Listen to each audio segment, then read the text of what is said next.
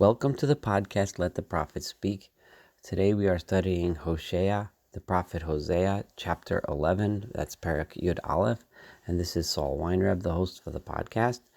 And today we are continuing on the theme of the last several chapters, where God laments the wonderful potential and beauty of the relationship between him and Israel, often referred to as Ephraim, the most significant tribe of the 10 northern tribes.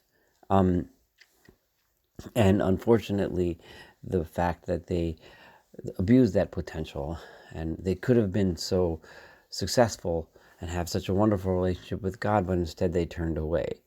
So we're continuing on that theme in this chapter. Before I read chapter 11, I want to go back to chapter 10, verse 9, because when I read it in the last podcast, I wasn't clear. I think it came out a little jumbled, so I'd like to just correct it. In verse 9 in chapter 10 read, Mimei HaGiva, from the days of Giva, which was from the days of that terrible sin which occurred in Giva, the sin of the concubine that happened in the tribe of Benjamin, Chotas Yisrael. That sin is given, is kind of like the paradigm, the ultimate example of how low and how base the people had become. Sham Amadu.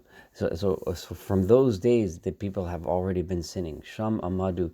There they have stood. They have stood in sin.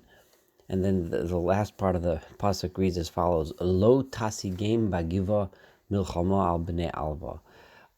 And this is read, according to the Radak, this is read kind of like a little bit of almost sarcasm, where it says, should it not reach them war? In other words, should they not be destroyed in Giva, in this terrible place where they sinned so terribly? Should it not reach them war on the people, a war against the people who have committed such sin?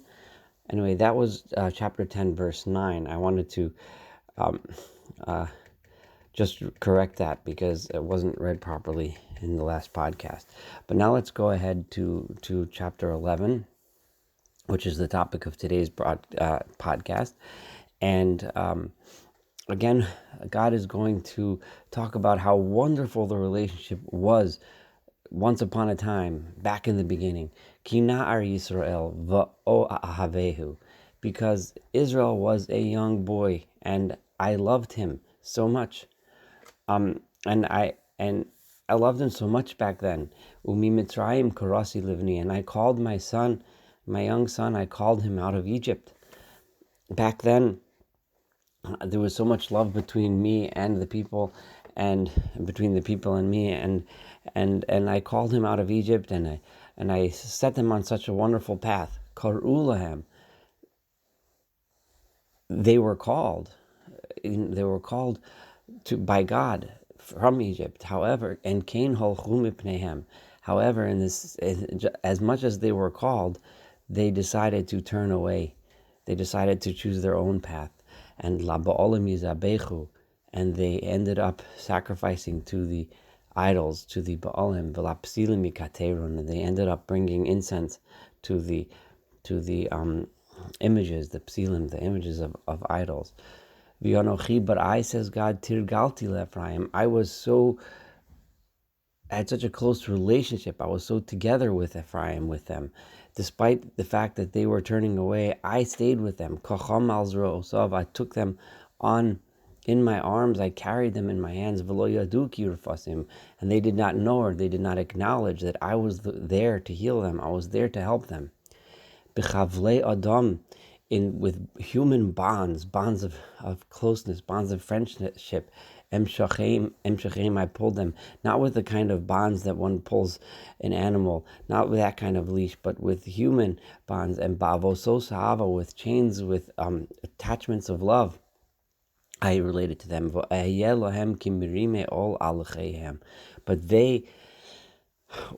to them, I appeared as if I was putting a yoke upon their their jaws. In other words, they treated me as if I was a burden while I was really there to help them. While I was the one who was giving them food, they acted as if I was the one who was forcing them to work. Lo Yoshuv El Eretz Mitzrayim. The Radak understands this as meaning they should not return to the land of Egypt.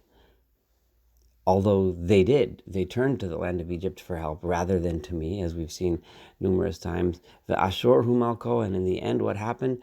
Assyria became his king rather than me.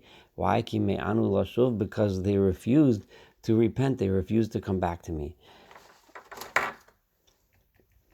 That was verse 5. Now let's see verse 6. And what was the end result? Because they turned away, despite all that I did for them and with them, a sword shall land in their cities. And their badav here means the appendages, or the branches, or the limbs will end v'achala, and they will become consumed because of all of their schemes and because of all of their evil ideas and their evil plans. This is verse 7. And my nation have become suspended from returning to me. Rather than return to me, they've got themselves stuck in this situation of corruption.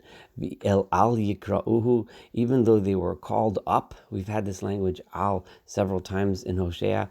Al meaning they were called up to something much better. However, yachad lo yirameim, together, all of them together, they refused to come up. They refused to come up to me, but rather they decided to stay down and stuck in their ways. Verse 8, Eich etemcha Ephraim. But here God is saying, there was so much love between us. There was so much potential there. And now I'm talking about destroying you. God doesn't want this to happen. He says, how could it be that I am going to give you up, Ephraim? Amagencha Yisrael. This word amagencha could sometimes mean to shield, but it also means, like as in the language migen tzarecha biyadecha, it also means to hand over. How can I hand you over, Israel, to the enemies? Eich etencha ke'adma. How can I turn you like the towns in the way back in the beginning of Genesis, the destruction of Sodom, and Gomorrah, and Adma utzvoyim. Those were the towns that were destroyed. Eich etencha ke'adma. How can I destroy you like I destroyed Adma? Asimcha kitzvoyim. How can I make you your fate to be like the fate of tzvoyim? Nepach olai libi.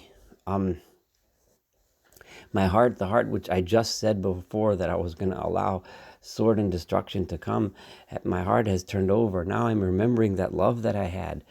Yachad nichmeru nichumai, my love, my concern, my care, my kindness has been stirred within me.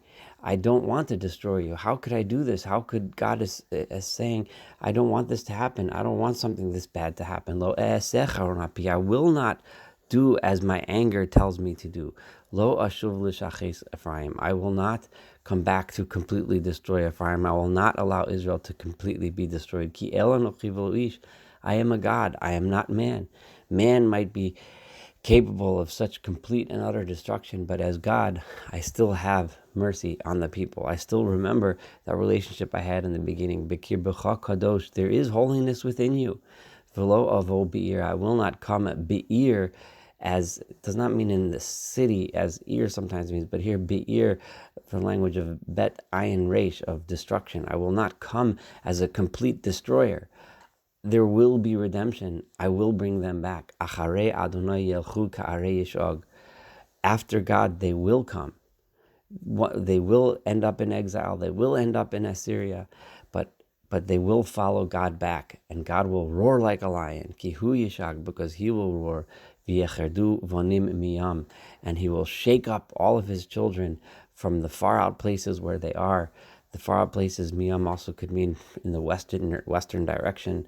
But the people, as they are lost, as they are out there, they will hear the roar of God, and acharei Hashem yelchu, as it said, and they will follow God back. Yecherdu kitzipor mitzrayim. They will shake and fly like a bird from the places where they are, whether that's Egypt, Uchiyona, and like a dove. They will fly me'eretz Ashur, from the land of Assyria. V'hoshavtim al bateim, and I will return them to their homes. Ne'um Adonai, so says God. Thank you so much for studying chapter 11 with me. Looking forward to studying chapter 12.